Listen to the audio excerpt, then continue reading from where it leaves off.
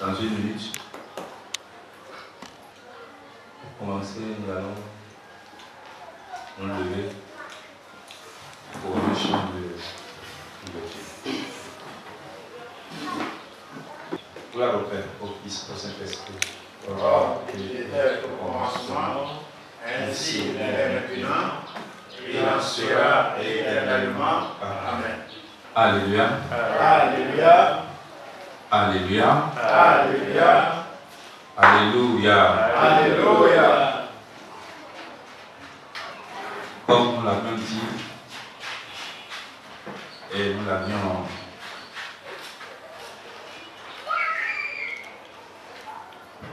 pensé aussi de la part de l'Éternel, cette soirée, c'est celle que nous dédions au partage des enseignements de Jésus-Christ. Et le partage de la connaissance qui émane de lui seul, afin que nous puissions nous revoir encore dans nos conduites pour finalement plaire à Dieu au dernier jour. Donc pour cela, l'Institut avait choisi un thème intitulé « Les croyants dans les derniers temps de l'enlèvement ». Les croyants dans les derniers temps de l'enlèvement. Voilà un peu comment cela va se passer. Nous avions prévu à l'initiale de la conférence vous parler un peu de ce qu'on peut entendre selon le Saint-Esprit par ce terme intitulé « Les croyants dans les derniers temps de l'enlèvement ». Mais selon ce que l'Esprit nous demande de faire, nous allons prendre deux parmi vous qui vont passer chacun pour 20 minutes. Nous développer selon l'Esprit qui peut l'animer ou qui va l'animer le thème 20 minutes précisément. Et ils passeront chacun 20 minutes. Et après, nous-mêmes, nous viendrons donc mettre une conclusion pour pouvoir permettre à chacun de comprendre un peu ce qu'on peut comprendre de ce thème. Et juste après ça, maintenant, nous allons ouvrir le champ des questions et des réponses, c'est-à-dire un débat. Un débat portant bien sûr sur le thème. Parce que la conférence, nous avons un thème qui est précis. Et c'est cela qui doit beaucoup nous intéresser. Donc nous devons circonscrire les questions dans le contexte du thème pour que nous ne perdions pas assez de temps. Nous avons beaucoup de choses à comprendre dans l'Église céleste ou en tant que chrétiens aussi. Si le temps de nous permet, nous prendrons aussi ces interrogations et nous supplions donc le Saint-Esprit de nous permettre de répondre à ces questions qui sont posées. Donc, nous avons notre devancier Coquet Emmanuel qui va prendre 20 minutes pour nous expliquer un peu ce que nous entendons par ce qu'il entend, ce qu'il peut nous expliquer, puisque nous sommes entre nous, nous sommes à l'école. Nous n'avons pas d'autres personnes invitées présentes actuellement. Donc si on avait deux invités aussi, il faudrait aussi qu'on fasse savoir à nos invités que nous faisons un travail d'ensemble. Donc c'était tout à l'heure, j'ai informé, comme il était vite arrivé, je lui ai demandé de s'apprêter pour nous présenter en 20 minutes ce qu'il entend du thème des croyants dans les derniers temps de l'enlèvement. Et après, lui, notre devancier Nicolas, il va nous parler aussi du même thème en 20 minutes. On va regarder le secrétaire, on va suivre l'heure exactement en 20 minutes. Et après ça, maintenant, on pourra se permettre le plaisir d'échanger échanger, d'aborder les questions très indispensables de la vie de l'homme et de la vie du chrétien ou du croyant en ce qui concerne l'enlèvement. Très important. Donc, sur ce, nous allons inviter notre papa Emmanuel. Il va s'asseoir. De grâce, prenez vos Bibles, essayez de lire. Nous sommes en famille. Nous sommes en famille. Donc, que le Seigneur nous bénisse. Donc, papa Emmanuel, tu as la parole. Alléluia. Alléluia. Alléluia. Alléluia. Alléluia. Alléluia. Que la paix de Dieu soit avec nous. Amen. Que ce soir, que le Saint-Esprit et l'Esprit de Dieu nous habitent. Amen. Et que le Saint-Esprit nous apporte la connaissance de sa parole. Amen. Que le Saint-Esprit permette que nous puissions connaître Dieu réellement et faire sa volonté. Le thème de ce soir est un thème qui est important pour toute personne, pour tout chrétien. Parce que quand tu es chrétien, chaque jour, on se souvient que Jésus nous a fait cette grande promesse. Il viendra nous enlever un jour. Il viendra nous chercher pour aller vers le Père un jour. Jésus nous a promis cela parce qu'il a vu son Père, qui est Dieu, qui a fait cela plusieurs fois dans la Bible. Quand vous prenez Genèse chapitre 5, verset 24, Enoch a été le premier que Dieu a enlevé sur la terre parce que Enoch a marché avec Dieu. En allant un peu aussi, quand vous prenez le cas du prophète Élie, dans 2 Rois 2, verset 11, Dieu a enlevé aussi le prophète Élie. Parce que Enoch a marché, il a été le meilleur de sa génération qui a marché avec Dieu. Élie a marché avec Dieu. C'est pour cela que Dieu a enlevé ces deux personnes sans trouver la mort sur la terre des vivants. Nous, dans notre cas aujourd'hui, avant, il y avait des enlèvements sélectifs. On sélectionne certaines personnes, certains prophètes, comme les deux cas que je viens de citer tout à l'heure. Mais Jésus, lui, viendra faire un enlèvement collectif. Jésus viendra enlever plusieurs personnes, beaucoup de personnes. Parce que ceux qui ont marché avec son Père dans la nature, son Père les a enlevés. Et nous, il nous a promis qu'il viendra aussi nous enlever. Voici ce que Jésus nous a dit. Je demande à quelqu'un de lire 1 Corinthiens chapitre 15, verset 50. On va voir ce que l'apôtre Paul dit par rapport à l'enlèvement, par rapport au dernier jour. 15, verset 50. Ce que je dis, frère, c'est que la chair et le sang ne peuvent hériter du royaume de Dieu. On dit la chair et le sang ne peuvent hériter le royaume de Dieu. Dans la chair et dans le sang, Jésus ne peut pas venir nous enlever. Continue. Et que la corruption n'hérite pas de l'incorruptibilité. N'hérite pas de l'incorruptibilité. Parce qu'une corps qui est corrompue, Jésus ne peut pas venir enlever ses corps. Quand Jésus sera là, ce corps ne peut pas avoir les ailes pour voler au milieu des airs pour aller croiser Jésus-Christ. Continue. Voici. Je vous dis un mystère. Je vous dis un mystère. C'est l'apôtre Paul qui parle de la part de Dieu. Nous ne mourrons pas tous. Il dit, Jésus avait déjà dit, mais Paul rappelle que nous ne mourrons pas tous. Mais tous nous serons changés. Tous nous serons changés. En un instant. En un clin d'œil. À la dernière trompette.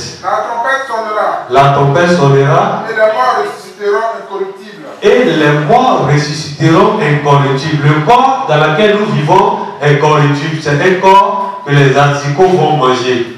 Mais le corps que Jésus-Christ nous donnera après la mort, c'est un corps original. C'est un corps qui ne verra pas la corruption. Regardez, David a marché avec Dieu. Lui, son corps a vu la corruption. Mais Jésus, qui est le Fils de Dieu, est mort, il est ressuscité. Son corps n'a pas vu la corruption. Que le nom de Dieu soit loué. Et l'Éternel Dieu permet qu'au dernier jour, au moment de l'enlèvement, nos corps ne voient pas la corruption, que nous soyons élevés vers Dieu. Parce que c'est notre souhait à nous tous. Continue, papa. Et nous serons changés. Le corps mortel sera changé en un corps immortel. Car il faut que ce corps corruptible revête la corruptibilité. Et que ce corps mortel revête l'immortalité. Merci, papa. Donc, dans le dernier jour temps, Jésus-Christ viendra nous chercher. Jusqu'aujourd'hui, il y a d'autres qui disent, mais tu dis tu vas faire. Ton arrivée là, c'est l'arrivée de Jésus ou bien. Parce que ça dure. Mais Jésus viendra nous chercher. Mais c'est dans quel corps serons-nous pour que Jésus puisse nous enlever? C'est là la question. C'est là la réflexion que chacun de nous doit réfléchir. Est-ce qu'on sera dans un corps d'adultère, dans un corps de haine, dans un corps de péché, dans un corps de désobéissance, dans un corps rebelle, dans un corps de ceux qui marchent avec couteau, ou bien on sera dans un corps de ceux qui parlent de la paix? On sera dans un corps de ceux qui annoncent l'évangile de Jésus-Christ. Matthieu 24, verset 44. Parce que c'est de ça qu'il s'agit. Au dernier jour, on sera enlevé. Mais comment on sera enlevé? C'est dans quel corps on sera enlevé? C'est pourquoi vous aussi, tenez-vous prêts. Tenez-vous prêts. Car le Fils de l'homme viendra. On dit car le Fils de l'homme viendra À l'heure où vous n'y penserez pas. À l'heure où vous n'y penserez pas. Jésus viendra enlever les chrétiens à l'heure où eux-mêmes ne pensent pas. Là il dit, nul ne sait le jour ou l'heure, mais le maître viendra. Mais c'est à quel moment, on ne sait pas. Donc ce corps, à quel moment Jésus viendra nous enlever, on ne sait pas. Continue, papa. C'est pourquoi vous aussi, quel est le serviteur fidèle et prudent? On dit, quel est le serviteur fidèle et prudent? Que son maître a établi sur ses gens. Que son maître a établi sur ses gens. Pour leur donner la nourriture au temps convenable. Pour leur donner la nourriture au temps convenable. Après le baptême, Jésus-Christ nous envoie en mission pour aller nourrir le peuple, pour aller nourrir le monde. Parce qu'aujourd'hui, après le baptême, on devient des pêcheurs d'âmes. On doit aller évangéliser, annoncer l'évangile. C'est en faisant ça qu'au retour, le Père viendra nous chercher. Continue. Heureux ce serviteur, que son maître, à son arrivée, trouvera faisant ainsi. Continue. Je vous le dis en vérité. Continue. Il établira sur tous ses biens. Mais, si c'est un méchant serviteur qui dit en lui-même, mon maître tarde à venir, s'il se met à battre ses compagnons, s'il mange et boit avec les ivrognes, le maître de ce serviteur viendra le jour où il ne s'y attend pas, et à l'heure qu'il ne connaît pas. Merci, papa. Voici, Jésus nous dit qu'il viendra nous chercher. Mais ceux qui seront encore dans l'ivrognerie, ceux qui seront dans la bêtise, Jésus ne peut pas venir les chercher. Parce que leur corps est déjà dans la corruption. C'est un corps qui est mort déjà. Jésus ne peut pas venir chercher quelque chose qui est souillé pour envoyer dans le royaume de son Père. Il nous a dit dans 1 Corinthiens 3, verset 16, que ne savez-vous pas que votre corps est le temple du Saint-Esprit, et celui qui détruit le temple de Dieu, celui-là lui-même sera détruit. Donc un corps corruptible, un corps qui est déjà détruit, ne peut pas accompagner Jésus, de ne pas voler dans les airs ou aller croiser Jésus-Christ au dernier jour. Nous, notre mission, c'est que nous tous ici, dès que Jésus vient, il puisse nous élever, on vole dans les airs pour aller le croiser. Ceux qui seront morts parmi nous avant l'arrivée de Jésus-Christ, ils puissent ressusciter pour aller croiser Jésus. Mais c'est avec quel œuvre, c'est avec quel carburant nous puissions faire ce décollage. Un avion qui n'a pas de kérosène ne peut pas s'envoler. C'est comme ça pour tout chrétien qui n'a pas de carburant en lui, qui n'a pas de naissance en lui, ne peut pas s'envoler pour aller croiser Jésus dans le dernier temps de l'enlèvement. Matthieu 25, verset 7. Là, on va nous parler des 10 vierges. Matthieu 25, verset 7. Un bon lecteur pour nous faire la lecture. Il y avait 5 qui étaient folles. Il y avait 5 qui étaient sages. Et parmi ceux qui sont sages, eux, leurs lampes, ils ont mis de carburant dedans. Ils ont mis encore du réserve dedans. Parce que quand le premier finit, il faut qu'ils mettent encore du réserve avant que le maître arrive. Les 5 qui n'étaient pas sages, qui étaient folles, eux, ils avaient mis juste du carburant pour une journée. Or, l'une des seuls jours, dis-leur que le maître viendra pour les chercher. Donc, quand le maître est venu, ceux qui étaient sages avaient pris du réserve de leur carburant pour mettre dans la lampe, pour s'asseoir avec le maître. Et ceux qui n'étaient pas sages, les 5 autres qui étaient folles, eux, ils ont demandé, mais donnez-moi un peu de carburant. Mais c'est intéressant. Dans ce texte, on leur a dit, allez-y voir ceux qui vendent du carburant pour que vous y mettrez du carburant dans vos lampes. Donc, on leur demande, puisque eux, ils n'étaient pas prêts. On l'a enseigné, ils n'ont pas écouté. Les prédicateurs ont parlé, ils n'ont pas écouté. Ils s'en foutent de Jésus-Christ. Ils s'en foutent de Dieu. Ils s'en foutent des hommes de Dieu. On leur demande maintenant d'aller, de retourner vers ces hommes de Dieu pour aller écouter leurs enseignements. On leur demande de retourner vers les hommes de Dieu pour recevoir l'enseignement qu'il faut pour qu'ils aient la vie. Sinon, tous ces 5 vierges périront.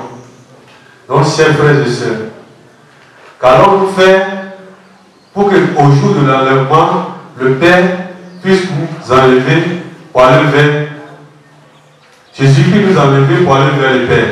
C'est dans quel corps serons-nous? C'est dans quelles conditions serons-nous? Est-ce qu'on sera comme les 5 folles qui n'avaient pas la parole de Dieu en eux, qui n'avaient pas l'enseignement de Dieu en eux, qui ont négligé la parole des prophètes, qui ont négligé la prédication des grands enseignants? C'est ça la question. Il est temps que nous nous mettons en cause pour dire, est-ce que je suis sur le bon chemin?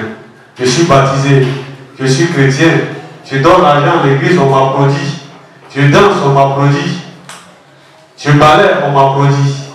Mais est-ce que cela suffit pour que notre corps ne soit pas un corps corruptible au dernier jour, comme Dieu l'a dit dans 1 Corinthiens 15, verset 50? Il faut qu'on réfléchisse à cela. Jésus revient, frères et sœurs. Ce n'est pas de l'amusement, ce n'est pas de blague.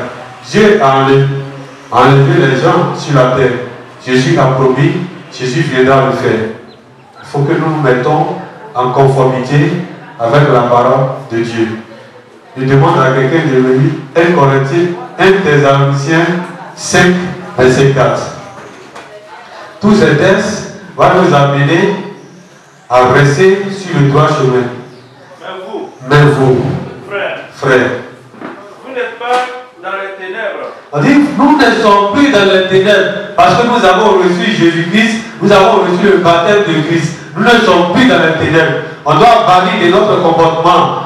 Les adultères, on ne doit plus être des papas adultères, on ne doit plus être des papas débauchés. Non. Notre corps doit être un temple de Dieu.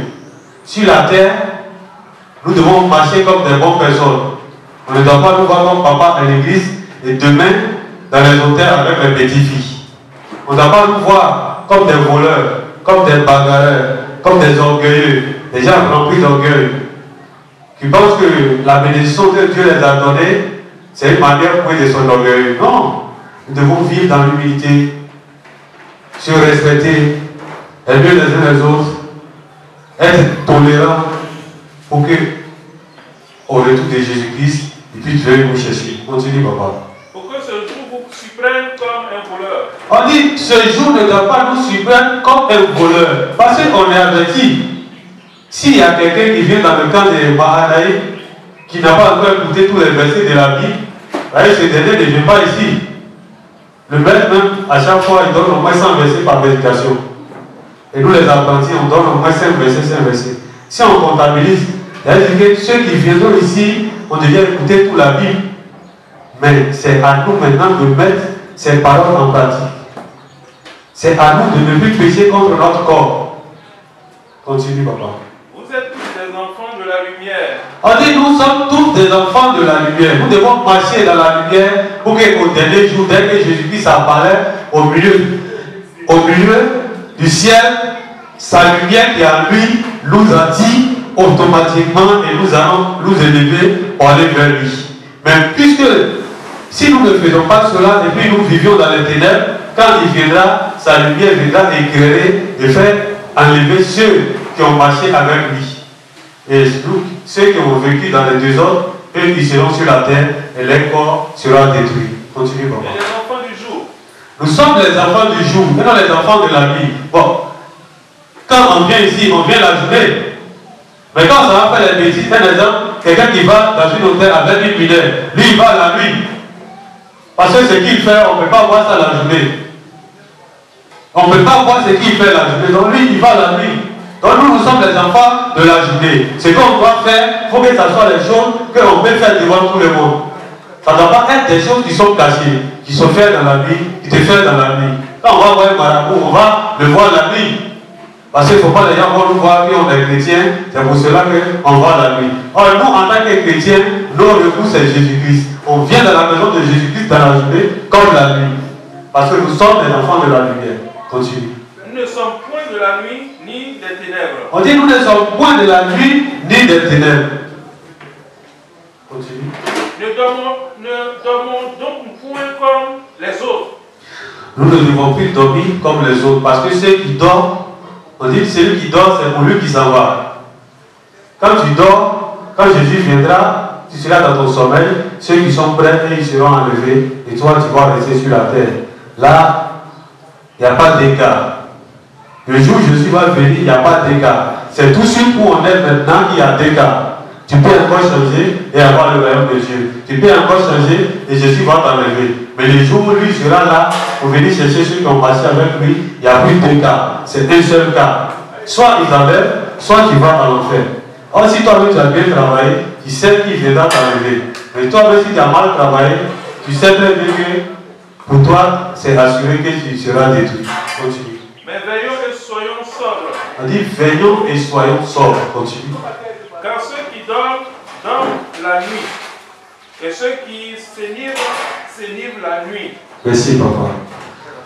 Tous ces tests nous amènent à comprendre que Jésus-Christ reviendra certainement. Jésus-Christ reviendra un jour.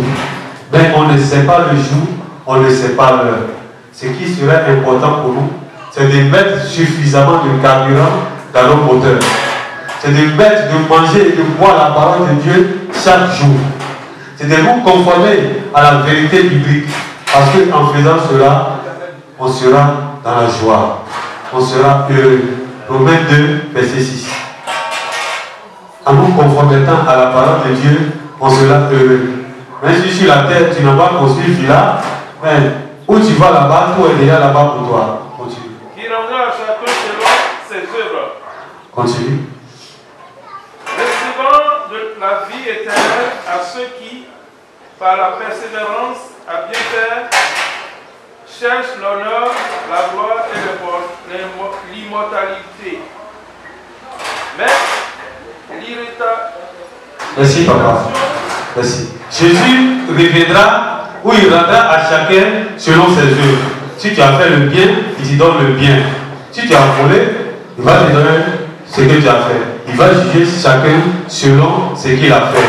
Là-bas, il n'y a pas de copinage. Il n'y a pas de connaissance. Jésus reviendra, il viendra sélectionner les meilleurs pour aller. Pour jouer un match de football pour un pays, on choisit à peine 21 personnes. On choisit les meilleurs pour aller représenter un pays. Donc Jésus reviendra chercher les meilleurs pour aller vers le Père. Il est temps pour nous de nous confier à Dieu. Il est temps pour nous de nous mettre dans les conditions pour que Jésus-Christ à son retour vienne nous chercher. Que l'Éternel Dieu, le Dieu d'Abraham, le Dieu d'Isaac, le Dieu de Jacob nous assiste. Que le Saint-Esprit nous amène à marcher dans la vérité. Que le Saint-Esprit change de nos corps les corps de débauche. Que le Saint-Esprit change en nous les corps d'adultère. Que le Saint-Esprit change en nous les corps de vol. Que le Saint-Esprit change en nous les corps de rébellion. Et que le Saint-Esprit mette en nous un esprit de Dieu, un esprit de paix, un esprit de grâce. Et que la bénédiction que Dieu a accordée à notre Père Jacob nous soit accordée au nom de Jésus-Christ. Amen.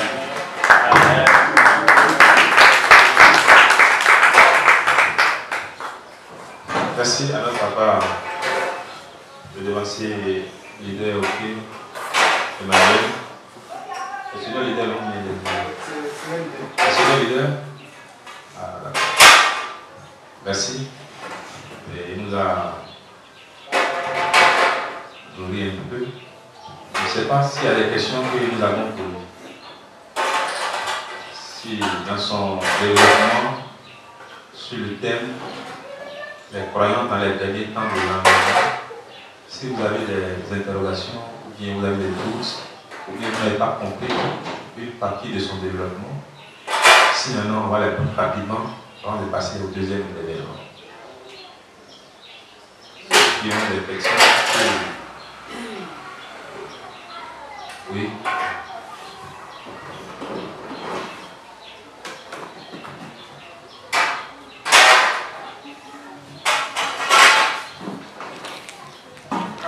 Alléluia. Ma question c'est de savoir, l'enlèvement, ça concerne seulement ceux qui seront vivants au moment de l'avènement de Jésus-Christ, ou c'est tous ceux qui sont, tout le monde est concerné? Est-ce que c'est ceux qui sont vivants au moment où Jésus, au moment de son avènement, qui seront concernés par l'enlèvement? Parce que ceux qui sont déjà morts, est-ce qu'ils sont déjà partis jugés où ils devaient être? Ou bien c'est au moment où Jésus va venir que tout cela maintenant vont monter pour aller au jugement.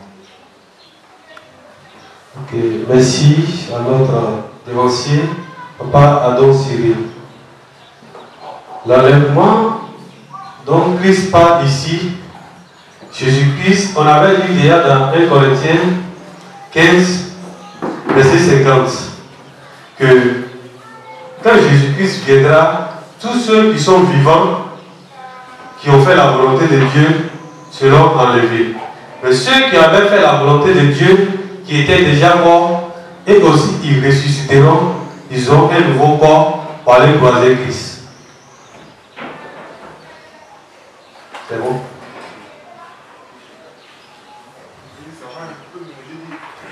Quand le voleur sur la croix, il a dit, quand Jésus a dit qu'il serait avec le paradis, lui, il a déjà passé l'étape de l'enlèvement, ou il a encore venir.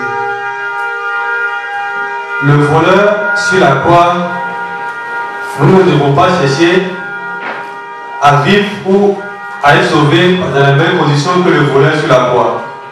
Le voleur sur la croix a reçu une grâce particulière de Jésus-Christ. Or, au retour de Jésus-Christ, il n'aura pas de voleur sur la croix. Ce que tu as fait, c'est dans ça qu'il va te juger. Le voleur a reçu une grâce particulière juste parce que sur la croix, il a reconnu que Jésus-Christ est le Fils de Dieu et Jésus-Christ va vers son Père. Or, l'autre à côté, il s'est moqué de Dieu. Et comme celle qui dit, tu vas venir, c'est le venir de Jésus-Christ ou bien. Le voleur a confirmé que Jésus-Christ est Dieu. C'est pour cela que Dieu lui a fait grâce. Maintenant, nous, à notre temps, nous devons faire tout ce qui est de notre pouvoir. Si on est vivant, au moment où Jésus-Christ va venir, qu'on soit enlevé. Si on était mort, on doit faire l'effort pour que nos œuvres puissent nous permettre d'être ressuscités, avoir le nouveau corps pour voler vers Jésus-Christ. Merci.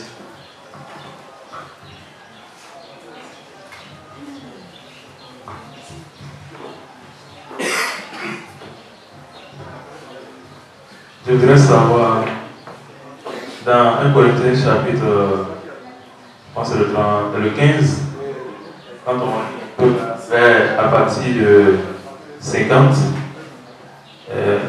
il est dit que l'homme juste, est-ce que c'est avec le corps que nous avons sur la terre que nous serons encore dans l'enlèvement? Est-ce que c'est ce même corps que nous porterons le jour de l'enlèvement? Est-ce que vous voulez savoir? Ok, merci mon supérieur. Le jour de l'enlèvement, ce n'est pas avec ce corps que nous allons monter vers Jésus-Christ. Jésus-Christ va nous changer ce corps. Mais puisque nos yeux déjà témoignent de l'effort que nous avons fait dans ce corps, il va nous donner les ailes pour pouvoir voler, pour aller les croiser au milieu des ailes. Sinon, ce jour, on aura des ailes. Le corps collectif que nous avons sera changé pour que nous puissions monter pour aller croiser Jésus-Christ. Comme il y a un cantique qui le dit, au temps d'épée, son nom est roi. Quand on lit bien on chante bien ce cantique, on comprend que Jésus a parlé, il reviendra à nous chercher, on va les croiser dans les airs. Merci. Il y a une autre question? Maman. Vous avez des questions? Si ça va, Dieu merci. 20 minutes, pas plus que cela. Et après les 20 minutes, nous aurons aussi le champ libre pour lui poser quelques questions. Merci et c'est parti. Alléluia. Alléluia. Alléluia. Alléluia. Alléluia. Alléluia. Je vous salue dans le nom précieux de notre Seigneur Jésus. Je prie en ce moment le Dieu de la sagesse et de l'intelligence afin qu'il nous aide à parler de sa part. Je prie le Saint-Esprit afin qu'il ouvre les yeux de nos cœurs afin de comprendre les Écritures. Je vous dis infiniment merci pour ce moment et soyez bénis au nom de Jésus pour le déplacement, pour le dévouement que vous avez, pour l'amour de Jésus. Donc le thème, c'est les croyants dans les derniers temps de l'enlèvement. Quand on parle de croyants, moi, je peux déjà imaginer qu'on nous parle déjà du chrétien que nous sommes. Chrétiens, croyants. On parle des derniers temps. On parle de l'enlèvement. Si tu n'es pas chrétien, on ne peut pas te parler de l'enlèvement ni des derniers temps. Parce que ceux-là qui ne connaissent pas Jésus ne connaissent rien des derniers temps, ni de l'enlèvement. Je vois que ce thème est en train de s'adresser particulièrement aux chrétiens que nous sommes. Donc, les derniers temps, comment nous reconnaître les derniers temps en tant que chrétiens? Matthieu 25, 13. On nous parle des derniers temps. Veillez donc. Veillez donc.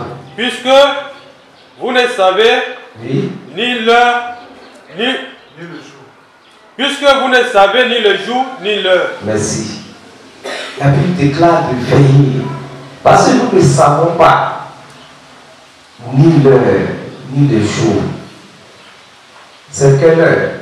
C'est quel jour? Jésus a dit dans Jean 9, le verset 4, quand les disciples étaient en train de lui poser une question au sujet de la vie de naissance. Il faut que je fasse. Il faut que je fasse. Tandis qu'il est jour. Tandis qu'il est jour. Les œuvres de celui qui m'a envoyé. Les œuvres de celui qui m'a envoyé. La nuit vient. Parce que la nuit vient. Où personne ne peut Où travailler. personne ne peut travailler. Pendant que je suis dans le monde. C'est bon. Il dit la nuit vient. Où personne ne peut travailler. Donc il y a un temps pour travailler. Donc il y a un temps aussi pour se reposer. Il y a un temps où on ne peut plus travailler. Donc toi et moi, croyants chrétiens sur terre, nous qui sommes affranchis de Dieu, nous sommes sur la terre pour une mission. Nous sommes là. Nous avons accepté Christ dans nos vies et abandonné l'ancienne vie pour une mission. Mais nous devons nous lever afin de faire les œuvres pour lesquelles nous avons décidé d'être chrétiens. 2 Corinthiens 5, 17 nous dit quoi? Parce que quand tu n'étais pas encore chrétien, quand tu ne connaissais pas Christ, tu étais quel genre de personne? Mais depuis le jour que quelqu'un t'a parlé de Christ, depuis le jour que tu as décidé d'être enfant de Dieu, si quelqu'un est en Christ, si quelqu'un est en Christ, il est une nouvelle créature. il est une nouvelle créature. Les choses anciennes sont passées. Les choses anciennes sont passées. Voici, toutes choses sont devenues nouvelles. Toutes choses sont devenues nouvelles. Merci. Tant que nous avons accepté d'être enfants de Dieu, de donner notre vie à Christ, nous ne sommes plus la même personne. C'est que nous devons être déterminés à l'intérieur de nous-mêmes que la vie ancienne que nous menons est passée. Et maintenant, nous devons vivre une nouvelle vie afin d'être appelés enfants de Dieu. Car la Bible nous déclare, d'abord, comment nous devons savoir que nous vivons l'éternel temps? Comment nous devons le savoir? Comment nous devons le savoir? Voici, le matin, vers 8h ou bien vers 9h, il y avait le soleil. Mais regardez l'heure qu'il fait maintenant. Regardez le temps. Donc déjà, avec ces signes, nous devons déjà savoir que la nuit vient déjà. Et d'ici 19h maintenant, le temps va encore changer. Vous voyez? Donc, Jésus nous a révélé des signes pour que nous sachions déjà si nous vivons les derniers temps ou pas. Si nous pouvons regarder le livre de 2 Thessaloniciens, le chapitre 3, et 2 Timothée du moins, le chapitre 3. Qu'est-ce que la Bible nous dit? Comment reconnaître? Sache que dans les derniers temps, dans les derniers jours, oui, il y en aura des temps difficiles. Car oui, les hommes seront égoïstes. Les hommes seront égoïstes. Amis de l'argent. Fanfarons. Hautains. Blasphémateurs. Rebelles à leurs parents. Ingrats. Irréligieux. Oui. Insensibles. Déloyaux. Oui. Calomniateurs. Intempérants. Cruels. Ennemis des gens de bien. Traite, emporté, oui, en frais d'orgueil, aimant le principe plus que Dieu, ayant l'apparence de la piété, mais reliant ce qui en fait la force. Éloigne-toi de ces hommes-là. Merci. Il dit dans les derniers temps, dont la Bible nous parle, selon le thème de ce soir, Jésus nous a donné des signes par ceux-là qui nous ont précédés. Déjà, tout ce qu'il vient de citer là, nous vivons déjà ces choses. En ce temps, nous vivons déjà. Les enfants sont rebelles à l'impact. Nous vivons beaucoup de choses qu'il vient de citer. Donc ça nous montre déjà que nous vivons les derniers temps. Si tu vois 1 Thessaloniciens, le chapitre 4, à partir du premier verset, de verset 1 à 3, il a aussi parlé de même chose. Donc nous vivons déjà le dernier temps. Au Orès. Oui. Puisque vous avez appris de nous comment vous devez vous conduire et prêt à Dieu. Et dans les Galatiens 5 ans. Verset. On va le chapitre 5, le verset 1er. Pour ce qui a des temps, pour ce qui a des temps et des moments, vous n'avez pas besoin. Vous n'avez pas besoin, frère, qu'on vous écrit, qu'on vous en écrit. Car dit au Thessaloniciens, c'est pas fini, hein, que nous n'avons pas besoin à ce qu'on nous écrive encore, ou bien à ce qu'on nous exhorte encore, en ce qui concerne les temps. Car nous sommes des anciens chrétiens. Allons-y. Car vous savez bien vous-même que le jour du Seigneur viendra comme un voleur dans la nuit.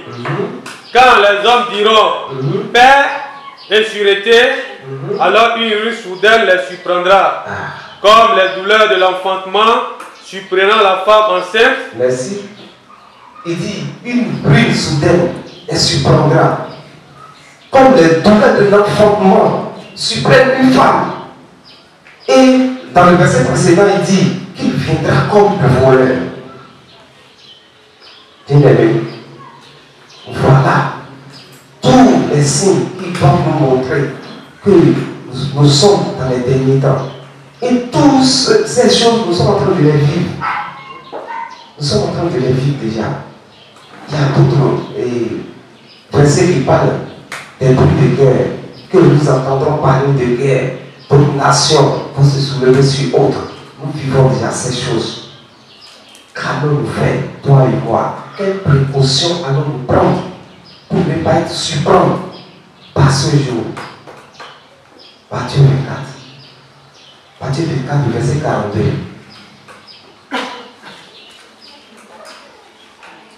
Veillez donc. Veillez donc. Puisque vous ne savez pas quel jour, votre Seigneur viendra. Oui. Sachez-le bien.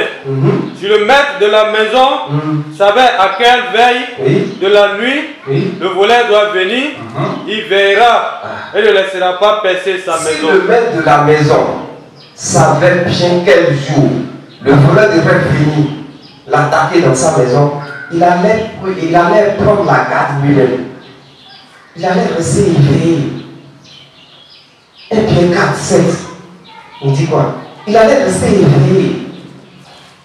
Il allait rester sage, prudent. La fin de toutes choses est proche. Soyez donc sages et sobres pour vaquer à la prière. Merci. Il dit que la fin est proche. Quand nous parlons des derniers temps, pas du dernier, c'est-à-dire la fin. Il dit que la fin est déjà proche. Donc nous devons être sobres. Sobre, la sobriété. C'est-à-dire que nous devons être éveillés. Nous devons être prudents. Parce que ni ne sait l'heure ou le jour. On dit que le Seigneur viendra comme un voleur. Toi et moi, il viendra nous surprendre comme un voleur. Quelle sera l'œuvre qu'il verra dans tes mains? Quand tu deviens une nouvelle créature de Dieu, c'est déjà un engagement que tu as pris devant beaucoup de témoins. Un chrétien ne peut pas se cacher. C'est ceux-là qui marchent dans les ténèbres qui se cachent. On ne voit pas. Mais en tant que chrétien, nous sommes des enfants de la lumière. Le chrétien est éclairé. Donc nous avons beaucoup de gens qui nous voient. Nous avons beaucoup de témoins. Nous témoignent que nous sommes chrétiens. Mais Jésus viendra nous voir. Avec quoi? Comment allons-nous faire pour nous préserver? Parce que personne ne peut pas. Le jour-là, dit que non, Seigneur, c'est moi qui t'ai servi. C'est moi qui j'ai construit l'église. C'est moi qui j'ai fait ci. 2 Corinthiens 5 ans, verset 10. Chacun va se présenter devant. Car il nous faut tous comparaître. Devant le tribunal de Christ. Devant le tribunal de Christ. Afin que chacun reçoive selon le bien ou le mal qu'il aura fait, étant dans son corps. Ah, merci. Étant dans son corps. Chacun va recevoir selon le mal ou le bien qu'il a fait. Devant le tribunal de Christ.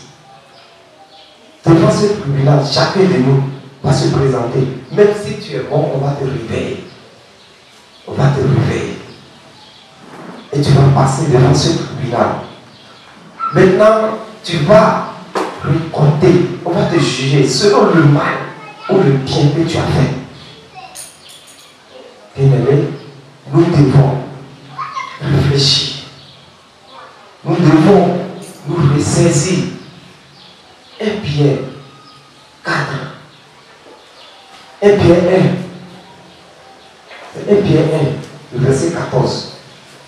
Comme des enfants obéissants, Comme des enfants obéissants. ne vous conformez pas aux convoitises que vous avez autrefois. Merci. Il dit comme des enfants obéissants. Ne vous conformez pas aux convoitises que vous avez autrefois. Vous avez autrefois. Quand vous étiez dans l'ignorance. Quand vous étiez dans l'ignorance. Ne vous comparez pas à ces convoitises. Quand vous étiez dans l'ignorance, tout ce que nous avions pratiqué avant d'être chrétiens, c'est parce que nous étions dans l'ignorance. C'est parce que nous ne connaissons pas encore Christ. Mais toi et moi, dès que nous avons déjà reçu Jésus-Christ dans nos vies, 2 Corinthiens 6, verset 14. Étant reçu Christ dans nos vies, comment allons nous comporter? Ne vous mettez pas avec les infidèles. Ne vous mettez pas avec les infidèles. Sous un joug étranger. Sous un joug étranger. Car quel rapport y a-t-il entre la justice et l'iniquité? La justice et l'iniquité. Ou qu'y a-t-il de commun entre la lumière et les ténèbres? Vas-y. Quel accord y a-t-il entre Christ et Bélial? Ou quelle part a le fidèle avec les fidèles? Quel rapport y a-t-il entre le temple de Dieu et les idoles? Car nous sommes le temple du Dieu vivant, comme Dieu l'a dit. J'habiterai et je marcherai au milieu d'eux. Merci. Il dit que nous sommes le temple de Dieu vivant, comme il a dit, qu'il habitera au milieu de nous. Toi et moi, est-ce que nous avons un témoignage aujourd'hui qui démontre au monde, qui démontre aux voisins, aux voisines, aux collègues, dans notre quartier, dans notre maison, que nous avons Christ en nous, que Christ est descendu, il est venu habiter en nous, que nous sommes du petit Dieu sur la terre. C'est une question que nous devons nous poser. Parce que Jésus revient. C'est une chanson que nous chantons tous les jours. Mais c'est quand il va te surprendre où? En train de faire quoi? Nous devons réfléchir à ces choses et abandonner les œuvres de la chair. Selon Galates 5:19. Nous n'avons pas besoin de lire. Nous les connaissons tous ces œuvres. Nous devons nous revêtir de la parole de Dieu. Il dit, oui, les œuvres de la chair sont manifestes. Les œuvres de la chair sont manifestes, sont les foi. Ce sont l'impudicité, l'impureté, la dissolution, l'idolâtrie, la magie, les inimitiés, les querelles, les jalousies, ils sont pleins. les animosités. Ils sont pleins. Tout ça, ce sont des maladies. Les sectes. Merci. Nous devons chercher la guérison. Nous devons chercher la guérison. Et la guérison, le docteur, le médicament, c'est Jésus. C'est la parole. On dit que quelqu'un souffre de palu. Il a besoin de prendre des Ferragan ou bien para, je ne sais pas, avant d'être guéri. Mais toi, nous que nous souffrons des maladies. Ça, le palu, nous devons quoi? Ce sont les maladies de nos corps. Mais nous qui souffrons des maladies de nos âmes, de l'âme. Parce que Jésus a besoin de notre âme. Il n'a pas besoin de ce corps. Les maladies de l'âme, telles que ce que tu viens de citer. Qu'est-ce qui doit nous guérir? Ce n'est pas la parole. Ce n'est pas la parole. Ce n'est pas Jésus que nous allons connaître. Frères et sœurs, réfléchissons beaucoup. Jésus revient. Mais Pierre dit dans ses études 2 Pierre. 2 Pierre 3, je crois, le verset 9. Oui. 2 Pierre 3. Le Seigneur ne tarde pas dans l'accomplissement de la promesse. Dans l'accomplissement de la promesse. Comme quelques-uns croient. Oui. Mais il use de la patience envers vous. Ne voulons pas qu'aucun périsse. Ne voulons pas qu'aucun périsse. Mais voulons que tous arrivent à la repentance. Mais que tous arrivent à la repentance. Il n'a pas dit que tous arrivent à la confession. Parce qu'aujourd'hui, chrétiens que nous sommes, nous avons confessé. Mais nous ne nous repentissons pas. Parce que la confession est différente de la repentance. Quand on parle de confesser, c'est que devant une seule personne, tu peux confesser tes péchés. Devant un monde, tu peux confesser. Mais la repentance, c'est que quand tu renonces, quand tu dis que j'ai fait ci, j'ai fait ça, mais je ne vais plus le faire, c'est que tu abandonnes. Quand la repentance, c'est que tu abandonnes. Tu confesses ton péché et tu laisses, tu abandonnes sur le champ. La repentance ne dit pas faire aujourd'hui et demain aller encore se présenter que j'ai fait encore. Nous devons nous repentir. Si Jésus tarde à venir, malgré les signes dont que la Bible nous a énumérés, malgré que nous voyons déjà les signes, si nous n'avons pas encore entendu que Jésus est là, c'est parce qu'il use de temps envers nous. C'est parce qu'il a toujours pitié de nous. Et il veut que tous nous arrivions à la repentance et nous abandonnons les œuvres de la chair. Il veut que nous marchions selon la parole.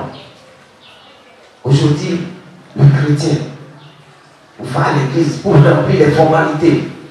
Remplir les formalités, c'est parce qu'on dit dans la semaine, nous avons mardi, nous avons mercredi, nous avons vendredi ou dimanche, c'est fini.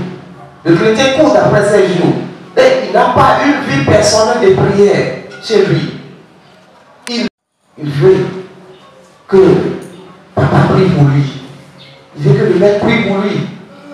Bien-aimé, que le Seigneur nous aide. Amen. Que le Seigneur nous aide. Amen. Et qu'il nous accorde la grâce. Amen. La grâce de marcher selon sa parole. Amen. La grâce de discerner les temps. Que le Seigneur vous bénisse abondamment pour votre écoute. Amen.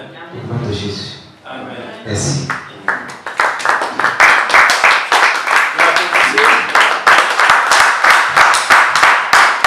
Merci beaucoup.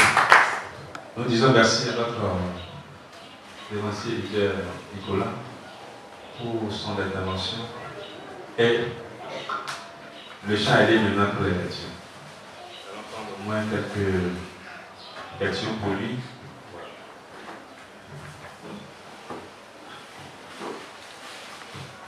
Alléluia. Alléluia. Alléluia. Alléluia. Alléluia. Alléluia. Je veux tout simplement compléter l'idée de notre papa pour ce qui concerne la repentance. Il y a une explication, mais l'explication a été succincte, ça a été un peu survolé. Quand tu commets une faute et que tu ne veux plus reprendre cette faute-là, d'abord tu pleures parce que tu regrettes. Tu regrettes d'avoir fait cette faute-là ou cette chose-là. Il faut qu'il ressorte dans notre question qui nous a donné cela. Il faut qu'il dise que le pécheur regrette sincèrement. Il pleure. Il pleure parce que l'acte qu'il a posé, après réflexion, il voit que vraiment ça n'est pas là. Donc il regrette, il pleure même, il pleure. Les larmes lui coulent des yeux. Et que comme ça que Dieu va prendre plaisir pour dire que effectivement, mon fils là, ce qu'il a fait là, il reconnaît lui-même là, il est vraiment touché. C'est le petit passage que je veux que notre frère ajoute. Sinon, c'est bien ce qu'il a fait. Et pour compléter aussi, quand il a regretté, il doit abandonner. Oui, effectivement, il ne repense plus. Il ne repense plus. C'est-à-dire, je veux que ce petit mot-clé-là, tu le ressortes. Il le regrette sincèrement en pleurant. Il se met à genoux, il pleure. Pourquoi j'ai fait ça? Mais quand tu as dit ça maintenant, ça dit que tu ne reviens plus là-dessus, c'est fini, tu as abandonné pour la boucle de bon. Voici le chrétien. Merci. Une autre question.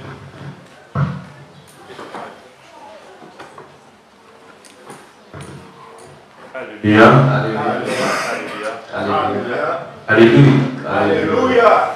Je voudrais savoir si notre appartenance à Une une église fera de nous le dernier jour, pour que nous soyons dans la gloire du Seigneur. Est-ce que notre appartenance à une église est synonyme de notre salut auprès de Jésus-Christ? Notre appartenance à une église. D'abord, l'église est très, très importante pour un croyant. Et Hébreux 10, à partir du verset 25. L'église est très importante. Mais ce n'est pas l'église qui va faire que tu vas hériter le royaume. N'abandonne pas notre assemblée, comme c'est la coutume de quelques-uns. Oui. Mais exhortons-nous réciproquement, et cela d'autant plus que vous voyez s'approcher le jour. Car si, c'est toujours de l'avènement. car, De l'enlèvement. Vas-y. car Oui. si nous péchons volontairement, après avoir reçu la connaissance de la vérité, Si nous si nous péchons péchons volontairement, après avoir reçu oui, la connaissance de la la connaissance de vérité, la vérité. il ne reste plus de sacrifice pour les péchés, Ah. mais une attente terrible du jugement et l'ardeur d'un feu qui dévorera les rebelles. Merci. Donc, ce n'est pas une affaire de religion. Mais l'assemblée est très importante. Parce qu'il y a d'autres, ils disent non. Déjà, je sais qu'il y a un Dieu dans les cieux, donc si je fais le bien, donc déjà, donc, je vais au ciel. Donc, ce qui est dit, moi, je me méfie. Je connais les 10 commandements. Tu connais les 10 commandements, tu connais tout. Mais n'oublie pas, le jeune, il a posé une question à Jésus. Malgré sa richesse, malgré tout, malgré les 10 commandements, il pratiquait tout. Il a répondu, Jésus posait la question, il répondait. Mais à la fin, quand Jésus a dit, maintenant, va, il te reste une seule chose. Va, vends. Quand tu finis de vendre maintenant, il dit, reviens encore, et suis-moi, à zéro maintenant. Lui croyait, en tant que chrétien déjà, il pratiquait tous les 10 commandements, donc il croyait déjà au ciel. Il se croyait déjà au ciel. Ce n'est pas la religion, ça dépend de l'état de ton cœur. Tu peux être même chrétien et tu pratiques l'église matin, midi, soir. Et le jour là, le frère qui vient une fois par semaine, à cause de sa disponibilité, que tu à cause de sa disponibilité, Dieu connaît. Entre lui et Dieu, il y a quelque chose qui se passe. Il va partir de laisser. Je ne sais pas si vous êtes bien éclairé par rapport à votre question. Moi, je voulais.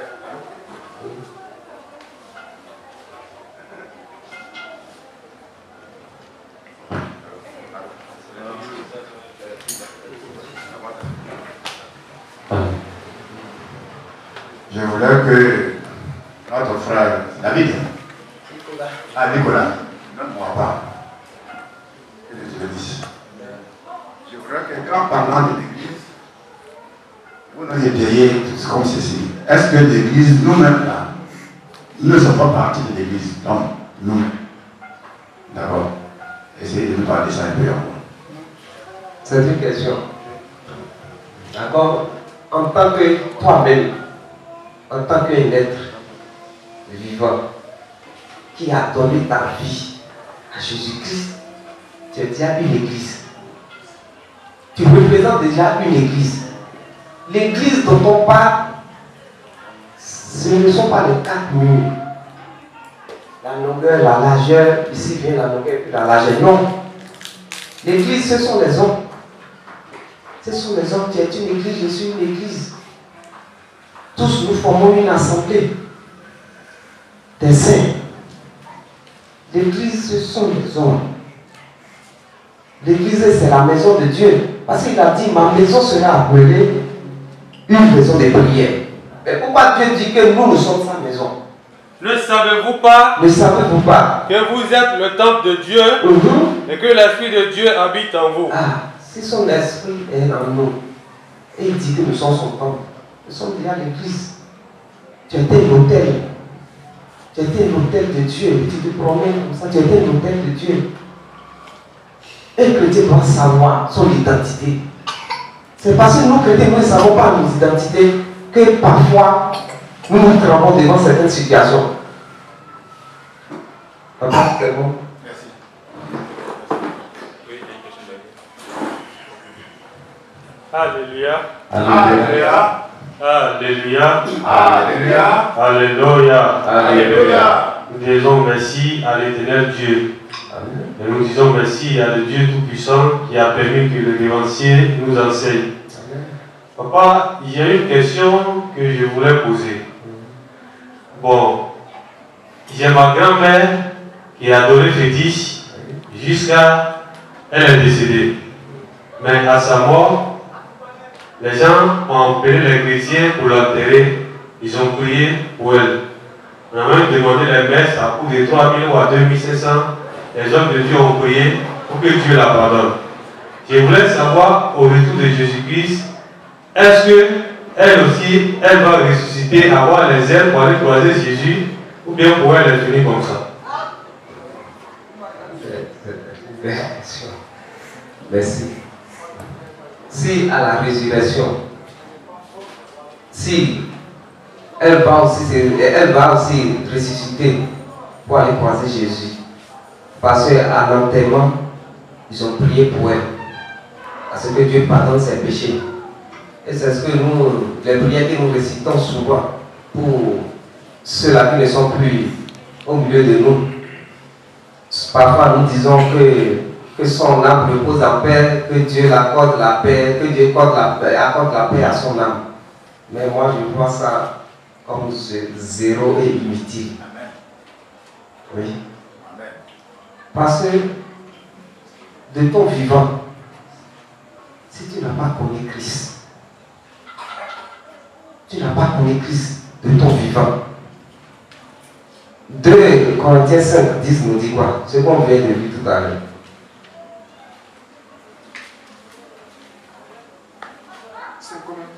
2 Corinthiens 5, 10. Car oui.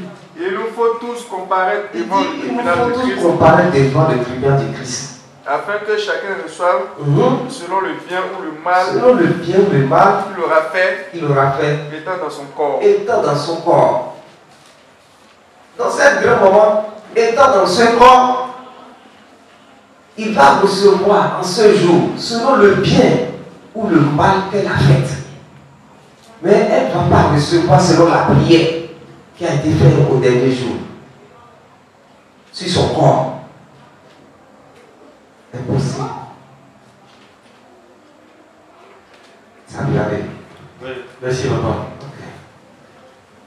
Autre question encore? Oui.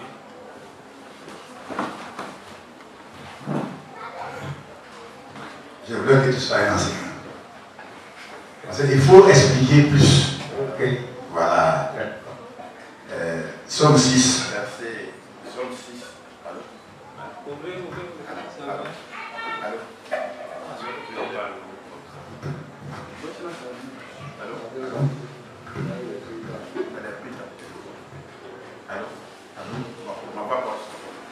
Je voudrais dire que Somme 6, verset 6, on rappelle quelque chose. Car oui. Celui qui meurt oui. n'a plus ton souvenir. N'a plus ton souvenir. Qui te louera dans le séjour des morts? Qui te louera? Merci mon fils, pour venir de grand dévancier. Je voudrais que notre conférencier, quand il veut nous enseigner, il se met comme si nous étions des enfants. Voilà. Et c'est comme ça que quand on va dire ah, vous avez compris. Voilà. Merci, merci. Donc ça veut dire que c'est Jésus-Christ seul qui va juger notre grand-mère. Parce que de son vivant, elle a appartenu à un seul Dieu qui n'est pas le vrai Dieu. Jésus-Christ est un Dieu jaloux. Voilà, on ne peut pas l'adorer et l'adorer non. Donc, elle a choisi d'être de l'autre côté. Ceux qui sont venus faire ces arabesques-là, ça, c'est pas de Dieu. Voilà. Tout ça là, c'est chercher l'argent pour dire qu'on allait prier pour lui. Bon, c'est surtout à côté là. C'est ceux-là qui font comme ça. Voilà. Messe de requiem. Messe de quoi? C'est ça, non?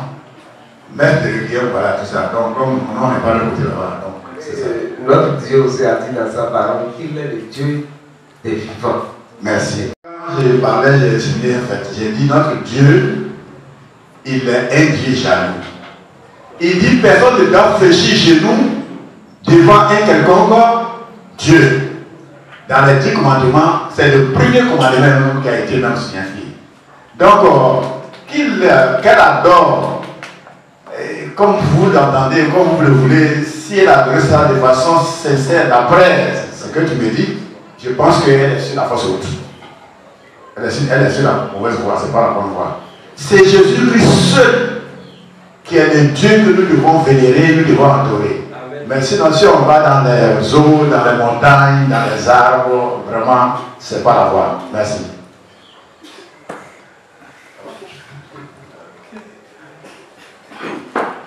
Parce que la parole dit aussi que nous serons jugés sévèrement que ceux qui n'ont même pas connu Jésus.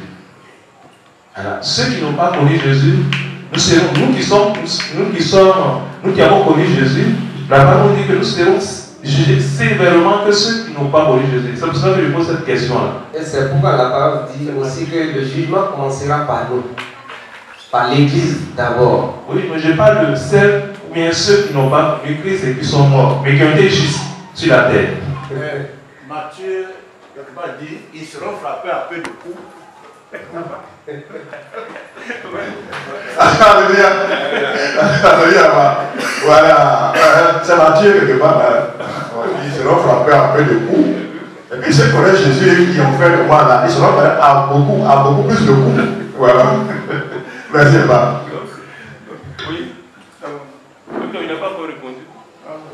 Mais papa t'a répondu, tu veux que je réponde. Je ne suis pas encore satisfait de tu n'es pas satisfait. Mais la parole a fait dans les 10 commandements tout ce qui a été énuméré. Jésus a résumé tout en deux. Jésus nous dit que tu dois, en tant que chrétien, ou pas si tu es un être vivant sur cette terre, tu dois adorer. Tu dois l'aimer d'abord, de tout ton cœur, de toute ton âme et de toute ta force. Et l'adorer, lui est le seul Dieu. C'est tout. Et en deuxième position, il nous parle de l'amour. Tu dois aimer moi comme toi-même. C'est les 2 commandements. C'est les 10 commandements que Jésus a résumés en 2. Et sur cette terre-là, il n'y a pas 2 dieux.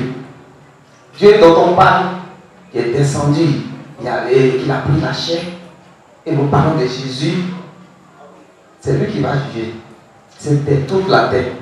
Le jugement dernier ne va pas épargner les païens aux chrétiens. Le serviteur qui, ayant connu la volonté de son maître, n'a rien préparé, n'a pas agi selon sa volonté, sera battu d'un grand nombre de coups. Mais celui qui n'ayant pas connu à faire des choses dignes de châtiment sera battu de peu de coups. On demandera beaucoup à qui l'on en a donné beaucoup, et on exigera davantage de celui à qui l'on a beaucoup confié. Parce que quand le riche insensé a dit au père Abraham, il dit pardon, envoie le pauvre Lazare sur la terre afin qu'il aille vers les parents, vers les gens de la maison pour leur dire ce qui se passe ici, afin qu'ils abandonnent les mauvaises voies. Ceux-là, ce n'était pas des chrétiens. Le riche insensé n'était pas chrétien. Donc, il envoyait, il suppliait le père Abraham d'envoyer le pauvre Lazare sur la terre. Mais il a dit quoi? Qu'ils ont sur la terre les Moïse. Ils ont sur la terre les prophètes. Les prophètes, les Moïse. Les Moïse, c'est toi. Les prophètes, c'est toi, c'est moi. Mais si ceux-là sont sur la terre, ceux dont tu viens de parler maintenant, ils sont là. Et maintenant, ça crie partout aujourd'hui. L'évangile de Jésus, partout dans les maisons, dans les rues, dans les marchés. Et ils entendent, comme ils n'entendent pas. Comme on imagine la fin. Ceux-là ne peuvent pas dire qu'ils n'ont jamais entendu parler de Jésus. Ils ont entendu parler, mais ils n'ont pas cru à la parole. Bon, ce que je voulais savoir, c'est la même chose, parce qu'il y a un débat. L'Afrique, on a connu le christianisme, c'est le colon qui nous ont envoyé le christianisme. Je vais parler de nos aïeux qui, dans leur croyance, ils croyaient à un Dieu. Et ils agissaient selon l'ordre que Dieu avait donné. C'est-à-dire qu'ils avaient certaines choses pratiques, ils respectaient les ordonnances, les commandements de Dieu. Mais ceux-là, ils n'ont pas connu Christ, ils n'ont pas connu la parole de Dieu, de Jésus-Christ. Et ils sont morts. C'est de cela que je veux parler. Est-ce qu'ils seront dans le royaume de Dieu? Oui.